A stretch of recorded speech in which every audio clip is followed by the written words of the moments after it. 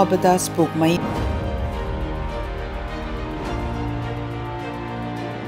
علمګل سحر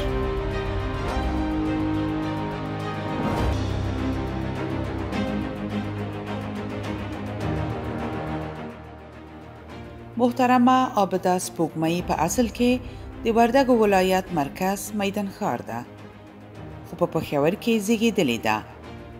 د ژبو او ادبیاتو فارغه ده، شاعري او لیکوالي کوي، غزل او نظم لیکي، په نثر کې لنډې کیسې او ادبي ټوټې لیکي.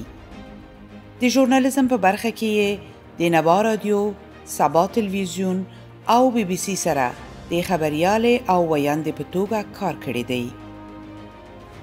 د میرمن کلتوري بهیر غړې او مدني فعاله ده. اوس د اتریش هېواد په ویانا کې ژوند کوي.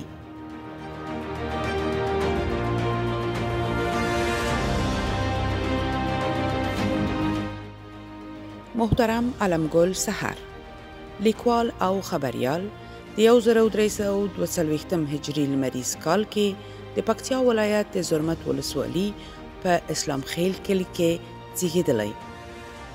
لومړي زده کړې یې د زرمت په پاتور او ثانوي زده کړې یې د غزني ولایت په شیخ اتار لیسې کې ترسره کړي دي.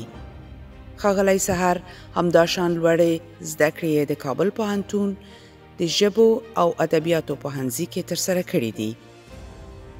د ښاغلي سحر سلګونه ادبي، سیاسي او تاریخي آثار چاپ شوي او همداشان د هېواد په مختلفو مطبوعاتو کې خپاره شوي دي.